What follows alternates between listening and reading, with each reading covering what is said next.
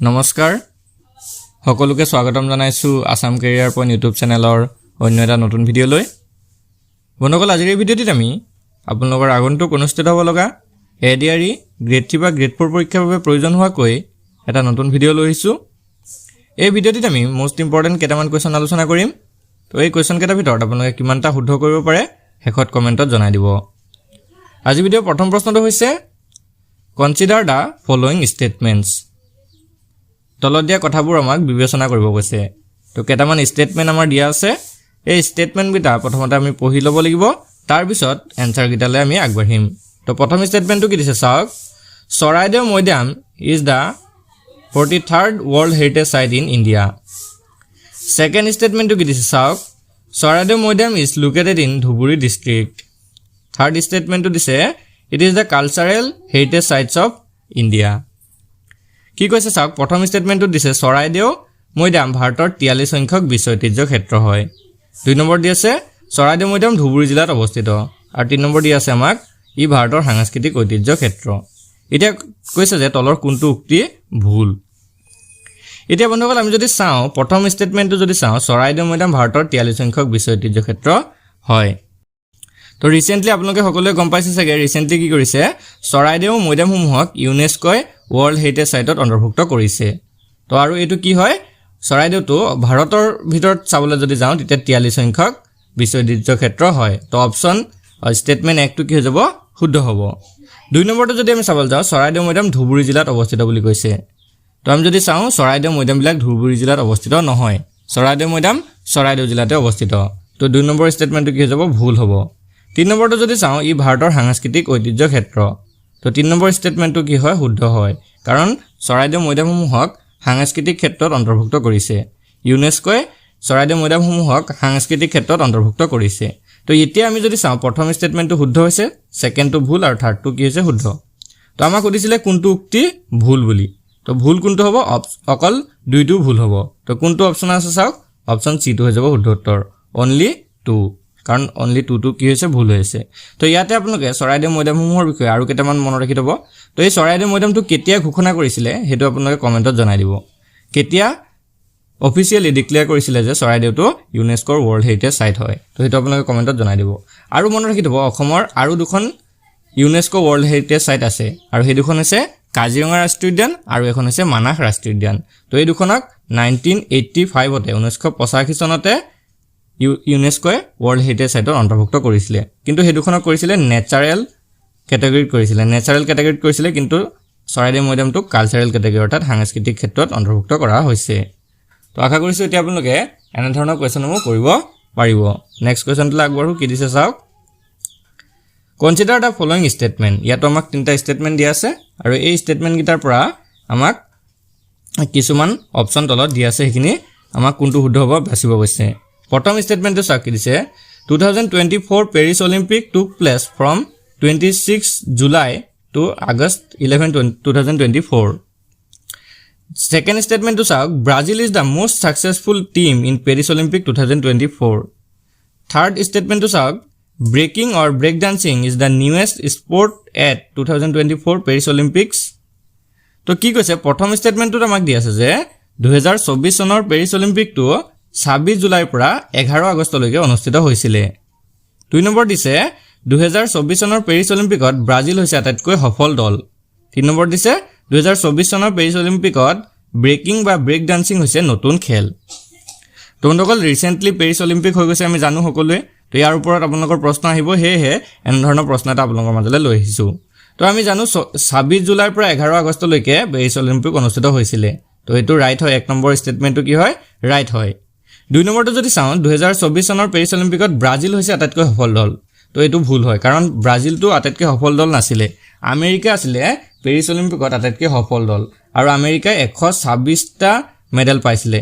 Paris অলিম্পিকত আমেৰিকাই 126টা medal পাইছিলে, তাতে 40টাটো গ'ল্ড মেডেলেই আছিলে, 40টা গ'ল্ড মেডেলেই পাইছিলে আমেৰিকাই। তো এইটো 2 নম্বৰটো ভুল হৈ যাবগৈ। 3 নম্বৰটো দিছিলে 2024 চনৰ পেৰিছ অলিম্পিকত ব্ৰেকিং বা ব্ৰেক ডান্সিং বুলি এটা নতুন খেল অন্তৰ্ভুক্ত কৰা হৈছিলে। তো এইটো শুদ্ধ হ'ব। এতিয়া আমি কি পালোঁ, 1 নম্বৰটো শুদ্ধ, 2 নম্বৰটো ভুল, আৰু 3 নম্বৰটো শুদ্ধ।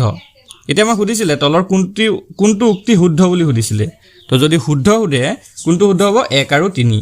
কোনটো অপশ্যনত আছে চাওক অপশ্যন চিটো হৈ যাব শুদ্ধ উত্তৰ 1 আৰু 3 শুদ্ধ ইয়াৰ লগতে আপোনালোকক আৰু কিছুমান কথা জনাই থওঁ তো পেৰিছ অলিম্পিকৰ বিষয়ে যেহেতু আমি পঢ়িছো তো ইয়াতে আমি জানিব লাগিব ভাৰতে 2024 চনত 2024 পেৰিছ অলিম্পিকত ভাৰতে কিমানটা মেডেল লাভ কৰিছিলে তো হেতু হৈছে 6টা ভাৰতে টোটাল 6টা পদক লাভ কৰিছিলে আৰু তাতে এটা আছিল সিলভাৰ মেডেল আৰু 5টা আছিল ব্ৰঞ্জ মেডেল তো চাওক আমেৰিকাই 126টা পদক লাভ কৰিছিলে আৰু ভাৰতে মাত্ৰ 6টা মেডেল লাভ কৰিছিলে এতিয়া আমি নেক্সট কোৱেশ্চনটো আগবঢ়ো কি দিছে চাওক Assam share it her border with অসমে নিজৰ সীমা ভাগ বতৰা কৰে আমাক 1 নম্বৰ ষ্টেটমেণ্ট দিছে মণিপুৰৰ হৈতে 2 নম্বৰ ত্ৰিপুৰাৰ হৈতে 3 নম্বৰ সিকিমৰ হৈতে 4 নম্বৰ ৱেষ্ট বেংগলৰ হৈতে select the correct answer using the code given below তলত দিয়া সংকেতবিলাক ব্যৱহাৰ কৰি আমি শুদ্ধ উত্তৰটো বাছনি কৰিব লাগে তো কি কৈছে চাওক অসমে কাৰ হৈতে সীমা ভাগ বতৰা কৰে আমি যদি চাওঁ মণিপুৰৰ হৈতে কৰে হয় ত্ৰিপুৰাৰ হৈতেও কৰে সিকিমৰ হৈতে অসমে ভাগ বতৰা কৰে জানো তো এইটো অপশ্যন ভুল হ'ব 3 নম্বৰটো ষ্টেটমেণ্ট ভুল হ'ব আৰু ৱেষ্ট বেংগলৰ হৈতেও অসমে সীমা ভাগ বতৰা কৰে কিন্তু সিকিমৰ হৈতে নকৰে তো কি হ'ল চাওক 3 নম্বৰটো ভুল দিছে এতিয়া কোনটো শুদ্ধ হ'ব আমাক কৈছে শুদ্ধ উত্তৰটো বাছিব লাগে তো 1 3 আৰু 1 2 আৰু 4 এইকেইটা হ'ব শুদ্ধ এইকেইটাৰ হৈতে অসমে সীমা ভাগ বতৰা কৰে তো চাওক কোনটো অপশ্যনত 1 2 আৰু 4 আছে 1 2 আৰু 4 অপশ্যন সি টো হৈ যাব শুদ্ধ উত্তৰ অপশ্যন সি টো হৈ যাব শুদ্ধ উত্তৰ তো বন্ধুসকল আশা কৰিছোঁ এতিয়া আপোনালোকে এনে ধৰণৰ প্ৰশ্নবিলাক পৰীক্ষাত আহিলে যাতে কৰি থৈ আহিব পাৰে আৰু এনেকুৱা ধৰণৰ প্ৰশ্ন কৰিবলৈ হ'লে আপোনালোকৰ সেই বস্তুটোৰ ওপৰত ডিটেইল নলেজ থাকিব লাগিব তো বলক এতিয়া আমি নেক্সট কোৱেশ্চনলৈ আগবাঢ়ো কি দিছে which day in Assam is celebrated as Sati Joymoti Divas অসমৰ কোনটো দিনত সতী জয়মতী দিৱস পালন কৰা হয় মোষ্ট ইম্পৰ্টেণ্ট কুৱেশ্যন হয় ইয়াৰে শুদ্ধ উত্তৰটো যাব অপশ্যন এ 27 মাৰ্চ আমি সকলোৱে জানো সতী জয়মতীৰ উদ্দেশ্যত সতী জয়মতী দিৱস পালন কৰা হয় 27 মাৰ্চ তাৰিখে নেক্সট কুৱেশ্যনটো হৈছে who became the new president of Bodo Sahitya Sabha Bodo সাহিত্য সভাৰ নতুন সভাপতি কোন ইয়াৰ শুদ্ধ উত্তৰটো হৈছে option B doctor Surath Narzary doctor Surath Narzary হৈছে বড়ো সাহিত্য সভাৰ নতুন সভাপতি next question which of the following is incorrect তলৰ কোনটো ভুল তো চাওক অপশ্যন কেইটা আপোনালোকে ভালদৰে পঢ়িব লাগিব তেতিয়াহ'লেহে আপোনালোকে ভুলটো বাছি উলিয়াব পাৰিব ইয়াত কি দিছে চাওক মথুৰা আছে যমুনা কলকাতা হুগলী আছে ভাগলপুৰ গংগা অযোধ্যা কাবেৰী তো ইয়াতে যদি আমি চাওঁ কি দিয়া আছে চাওক কিছুমান চহৰ বা নগৰ আমাক দিয়া আছে লগতে কিছুমান নদীৰ নাম দিয়া আছে তো ইয়াতে আমি জানিব লাগিব যে সেই চহৰবিলাক কোন কেইখন নদীৰ পাৰত অৱস্থিত তো আমি আগতেও ভিডিঅ'বিলাকত কৈছোঁ যে আপোনালোকে কিছুমান চিটিজ মনত ৰাখিব আৰু সেই চিটিবিলাক কোন কেইখন নদীৰ পাৰত অৱস্থিত সেইটো জানিব লাগিব তো ইয়াতে যদি চাওঁ আমি মথুৰাটো যমুনা নদীৰ পাৰত অৱস্থিত হয় এইটো শুদ্ধ হয় কলকাতাটো হুগলী নদীৰ পাৰত অৱস্থিত এইটো শুদ্ধ হয় আৰু ভাগলপুৰটো গংগা নদীৰ পাৰত অৱস্থিত এইটো শুদ্ধ হয় কিন্তু আমি যদি চাওঁ অযোধ্যাটো কাবেৰী নদীৰ পাৰত অৱস্থিত নহয় তো এইটো উক্তি ভুল হৈ গ'ল তো ইয়াৰে শুদ্ধ উত্তৰটো হৈ যাব অপশ্যন ডি তো চাওক অযোধ্যা চহৰখন সৰজু নদীৰ পাৰত অৱস্থিত এইটো মনত ৰাখি ল'ব অযোধ্যাখন সৰজু নদীৰ পাৰত অৱস্থিত তো আপোনালোকৰ কেতিয়াবা আহিব পাৰে মনত ৰাখি ল'ব বাকীকেইটা তিনিটা শুদ্ধ হৈ আছে খালি অযোধ্যাটো কাবেৰী নদীৰ পাৰত অৱস্থিত নহয় তো আমাক ইনকাৰেক্টটো উলিয়াব দিছিলে ডিট হৈ যাব শুদ্ধ উত্তৰ বন্ধুসকল ইয়াতে আপোনালোকক এটা ইম্পৰ্টেণ্ট কথা জনাই থওঁ তো আপোনালোকৰ এক্সামৰ বাবে মাত্ৰ 15টামান দিন হাতত আছে সেয়ে আপোনালোকে যদি ভাবে যে আমাৰ প্ৰিপাৰেশ্যনটো কেনেকুৱা হৈছে বা আপোনালোকৰ প্ৰিপাৰেশ্যনটো কেনেকুৱা হৈছে চেক কৰিব বিচাৰে তেনেহ'লে আপোনালোকৰ বাবে এখন আমি মক টেষ্ট ৰেডি কৰিছোঁ মাত্ৰ 25 টকা পে' কৰি পিনে আপোনালোকে আমাৰ পৰা এই মক টেষ্টখন লৈ ল'ব পাৰে আৰু আপোনালোকৰ যিটো প্ৰিপাৰেশ্যন সেই প্ৰিপাৰেশ্যনটো কেনেকুৱা হৈছে চেক কৰিব পাৰে নিজকে আপোনালোকে চেক কৰিব পাৰিব আৰু যদি আপোনালোকৰ এডিআৰই বা আসাম পুলিচ পৰীক্ষাৰ বাবে সম্পূৰ্ণ সিলেবাছ থকা PDF কিছুমান লাগে তেতিয়াহ'লে সেই PDFবোৰ আমাৰ পৰা পাই যাব তো আপোনালোকৰ স্ক্ৰীনত থকা নাম্বাৰটোত হোৱাটছআপ কৰি আমাৰ পৰা এই PDFসমূহ আপোনালোকে লাভ কৰিব পাৰিব তো বলক এতিয়া আমি নেক্সট কুৱেশ্যনটো ডিছকাছ কৰোঁ নেক্সট কুৱেশ্যনটো আগবাঢ়ো কি দিছে চাওক who has won 2 prestigious award for the best story and screenplay at the 68th Filmfare Award 2023 from Assam অসমৰ পৰা 2023 চনৰ 68 সংখ্যক ফিল্মফেয়াৰ এৱাৰ্ডত শ্ৰেষ্ঠ কাহিনী আৰু চিত্ৰনাট্যৰ দুটা সন্মানীয় বঁটা কোনে লাভ কৰিছে চাওক 68 সংখ্যক ফিল্মফেয়াৰ এৱাৰ্ড কেতিয়া অনুষ্ঠিত হৈছিল 2023ত আৰু অসমৰ পৰাই এজন ব্যক্তিয়ে দুটা সন্মানীয় বঁটা লাভ কৰিছিল আৰু সেই ব্যক্তিজন কোন আছিল তো বন্ধুসকল ইয়াৰ ৰাইট এনসাৰটো হৈছে অপশ্যন বি সুমন অধিকাৰী তেওঁ 68 সংখ্যক ফিল্মফেয়াৰ এৱাৰ্ডত দুটা সন্মানীয় বঁটা লাভ কৰিছিলে আৰু কিহত লাভ কৰিছিলে শ্ৰেষ্ঠ কাহিনী আৰু চিত্ৰনাটকৰ দুটা সন্মান লাভ কৰিছিলে নেক্সট কোৱেশ্চনটো হৈছে in which river of Assam was the foundation stone of inland waterways transport terminal laid অসমৰ কোনখন নদীত আভ্যন্তৰীণ জলপথ পৰিবহণ টাৰ্মিনেলৰ আধাৰশিলা স্থাপন কৰা হৈছে এটো মোস্ট ইম্পৰ্টেন্ট কোৱেশ্চন হয় ইয়াৰ ৰাইট আনসাৰটো হ'ব অপচন এ ব্ৰহ্মপুত্ৰ অসমৰ ব্ৰহ্মপুত্ৰ নদীত আভ্যন্তৰীণ জলপথ পৰিবহণ টাৰ্মিনেল অৰ্থাৎ পানীৰ ভিতৰেদি জলপথ পৰিবহণৰ টাৰ্মিনেলৰ আধাৰশিলা স্থাপন কৰিছে নেক্সট কোৱেশ্চনটো হৈছে তলৰ কোনখন দেশ উত্তৰ আমেৰিকাৰ অন্তৰ্গত which of the following countries belong to north america তোমালোকৰ আপোনালোকৰ এনেকুৱা প্ৰশ্নটো যোৱাবাৰ পৰীক্ষাটো আহিছে এখন দেশৰ নাম দি দিব আৰু সেই দেশখন কোনখন মহাদেশৰ অন্তৰ্গত এনেকুৱাকে প্ৰশ্নটো আহি যায় তো ইয়াতে যদি আমি চাওঁ অপচন কিটালে যাব লাগিব ৰাছিয়া তো আমি যদি ৰাছিয়াটো চাওঁ ৰাছিয়াটো কোনখন মহাদেশত অৱস্থিত এটো যদি চাওঁ ইউৰোপ আৰু এছিয়া মহাদেশত অৱস্থিত থাইল্যাণ্ডখন যদি চাওঁ থাইল্যাণ্ডখন এছিয়া মহাদেশৰ অন্তৰ্গত আৰু কাজাকিস্তানখন যদি চাওঁ এখনো ইউৰোপ আৰু এছিয়া মহাদেশৰ অন্তৰ্গত কিন্তু জামাইকাটো উত্তৰ আমেৰিকাৰ অন্তৰ্গত তো অপচন চি টো হৈ যাব শুদ্ধ উত্তৰ জামাইকাটো উত্তৰ আমেৰিকাৰ অন্তৰ্গত এখন দেশ এটা আমি নেক্সট কোৱেশ্চনটোলে চাওঁ কি দিছে চাওক তলত উল্লেখিত কোনখন ৰাজ্যত আটাইতকৈ বেছি তাম অৰ্থাৎ কপাৰ উৎপাদন হয় which of the following state produces the largest amount of copper most important question হয় ভাৰতৰ কোনখন ৰাজ্যত আটাইতকৈ বেছি পৰিমাণে তামৰ উৎপাদন হয় আমাক সুধিছে তো বন্ধুসকল ইয়াৰ ৰাইট আনসাৰটো হ'ব অপচন সি মধ্যপ্ৰদেশ ভাৰতৰ মধ্যপ্ৰদেশত আটাইতকৈ বেছি পৰিমাণৰ তামৰ উৎপাদন হয় নেক্সট কোৱেশ্চনটো হৈছে what was the name of the first weekly magazine in assam অসমৰ প্ৰথম সাপ্তাহিক আলোচনীখনৰ নাম কি আছিল বন্ধুসকল ইয়াৰ কাৰেক্ট আনসাৰটো অপচন সি নৱযুগ আছিল অসমৰ প্ৰথম সাপ্তাহিক আলোচনী আৰু এই আলোচনীখনৰ সম্পাদক আছিল বীৰেন্দ্ৰ কুমাৰ ভট্টাচাৰ্য মন ৰাখি থব আপোনালোকৰ কোৱেশ্চনটো এন্ডাৰ আহিব পাৰে যে তলৰ কোনখন আলোচনী বীৰেন্দ্ৰ কুমাৰ ভট্টাচাৰ্যই সম্পাদনা কৰিছিল মন ৰাখি থব নৱযুগ আলোচনীখন বীৰেন্দ্ৰ কুমাৰ ভট্টাচাৰ্যই সম্পাদনা কৰিছিল নেক্সট কোৱেশ্চনটো হৈছে what was the name of the first 3-day newspaper in assam অসমৰ প্ৰথম 3-দিনীয়া বাতৰি কাকতখনৰ নাম কি আছিল ইয়াৰ শুদ্ধ উত্তৰটো অপচন ডি অসম বাতৰি আৰু এই অসম বাতৰি কাকতখনৰ সম্পাদক আছিল চন্দ্ৰপ্ৰসাদ শইকীয়া নেক্সট কোৱেশ্চনটো হৈছে what was the name of the first monthly science magazine in assam অসমৰ প্ৰথম মাহেকীয়া বিজ্ঞান আলোচনীখনৰ নাম কি আছিল বন্ধুসকল কাৰেক্ট আনসাৰটো অপচন এ নতুন আৱিষ্কাৰ অসমৰ প্ৰথম মাহেকীয়া বিজ্ঞান আলোচনীখন আছিল নতুন আৱিষ্কাৰ আৰু এই আলোচনীখনৰ সম্পাদক আছিল শান্তনু তামুলী মন ৰাখি থব নতুন আৱিষ্কাৰ নামৰ আলোচনীখনৰ সম্পাদক আছিল শান্তনু তামুলী নাও question number 14 who was the author of the book বনফুল গ্ৰন্থখনৰ লেখক কোন আছিল বন্ধুসকল কাৰেক্ট আনসাৰটো অপচন এ যতীন্দ্ৰনাথ দুৱৰাই এই বনফুল গ্ৰন্থখনৰ বাবে 1955 চনত মন ৰাখি থব 1955 চনত সাহিত্য একাডেমী বঁটা লাভ কৰিছিল বনফুল গ্ৰন্থখনৰ বাবে যতীন্দ্ৰনাথ দুৱৰাই 1955 চনত সাহিত্য একাডেমী বঁটা লাভ কৰে now question number 15 which of the following books was written by Nalinibala Devi তলৰ কোনখন গ্ৰন্থ নলিনীবালা দেৱীয়ে ৰচনা কৰিছিল কাৰেক্ট আনসাৰটো অপচন বি অলকানন্দা নেক্সট কোৱেশ্চনটো চাওঁ who was the second president of the assam সাহিত্য সভা অসম সাহিত্য সভাৰ দ্বিতীয়জন সভাপতি কোন আছিল বন্ধুসকল আমি সকলোৱে জানো যে অসম সাহিত্য সভাৰ প্ৰথমজন সভাপতি আছিল পদ্মনাথ গোহাঁই বৰুৱা এতিয়া আমাক সুধিছে যে অসম সাহিত্য সভাৰ দ্বিতীয়জন সভাপতি কোন আছিল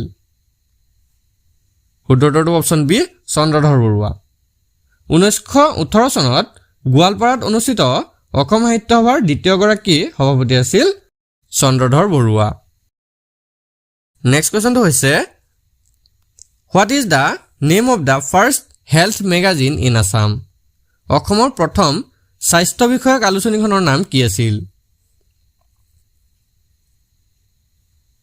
কাৰেক্ট আনসাৰটো অপচন এ স্বাস্থ্য চিন্তা next question what is the name of the first 10-day news paper in Assam? অসমৰ প্ৰথম 10-দিনীয়া বাতৰি কাকতখনৰ নাম কি? কাৰেক্ট এনচাৰটো অপশ্যন চি, অপৰূপ। আৰু এই অপৰূপ বাতৰি কাকতখনৰ সম্পাদক আছিল Arun Dutta. Next question, what is the name of the first comedy film in Assam? অসমৰ প্ৰথম হাস্যৰসৰ চলচ্চিত্ৰখনৰ নাম কি? মনোগল শুদ্ধটো অপশ্যন ডি, ইটো সিটো বহুতো। অসমৰ প্ৰথম হাস্যৰসৰ চলচ্চিত্ৰখন আছিল ইটো সিটো বহুতো। এই চলচ্চিত্ৰখনৰ পৰিচালক আছিল ব্ৰজেন বৰুৱা। ব্ৰজেন বৰুৱাই ইটো সিটো চলচ্চিত্ৰখন পৰিচালনা কৰিছিল। Next question, what is the name of the first national award winning film of Assam? অসমৰ প্ৰথম ৰাষ্ট্ৰীয় সন্মান লাভ কৰা চলচ্চিত্ৰখনৰ নাম কি? শুদ্ধটো অপশ্যন চি, পিয়লি ফুকন। পিয়লি ফুকনখন আছিল অসমৰ প্ৰথম ৰাষ্ট্ৰীয় সন্মান লাভ কৰা চলচ্চিত্ৰ। আৰু এই চলচ্চিত্ৰখনৰ পৰিচালক আছিল ফণী শৰ্মা। ফণী শৰ্মাই পিয়লি ফুকন চলচ্চিত্ৰখন পৰিচালনা কৰিছিল। Next question, what is the name of the first partial colour film in Assam? অসমৰ প্ৰথম আংশিক ৰঙীন চলচ্চিত্ৰখনৰ নাম কি?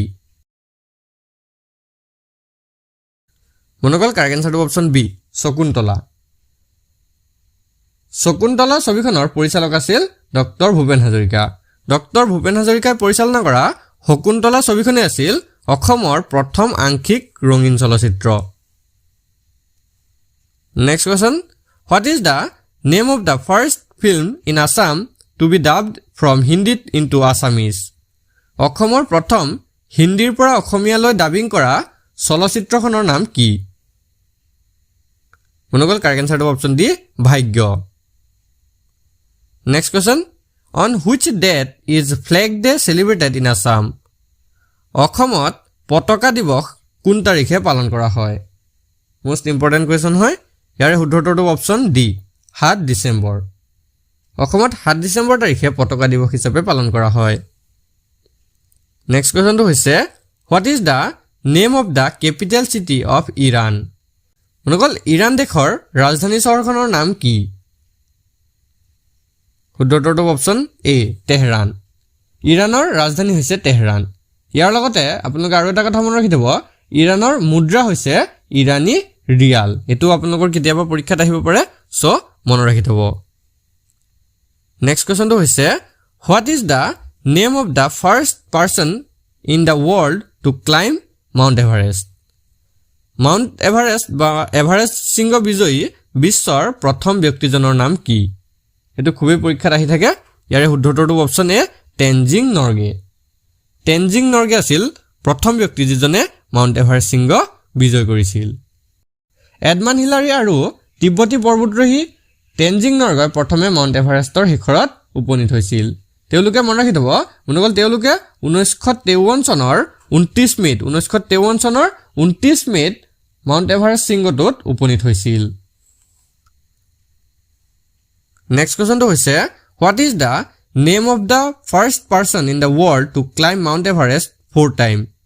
4বাৰ মাউণ্ট এভাৰেষ্ট শৃংগ বিজয়ী বিশ্বৰ প্ৰথম ব্যক্তিজনৰ নাম কি? শুদ্ধটো অপশ্যন বি, শ্বেৰপা চাংগু। শ্বেৰপা চাংগুৱে মাউণ্ট এভাৰেষ্টত 4বাৰকৈ বিজয় কৰিছে আৰু তেওঁৱেই প্ৰথমজন ব্যক্তি যিয়ে মাউণ্ট এভাৰেষ্টত 4বাৰ জয় কৰিছে। নেক্সট কুৱেশ্যনটো হৈছে, what is the name of the world's first women two climb Mount Everest?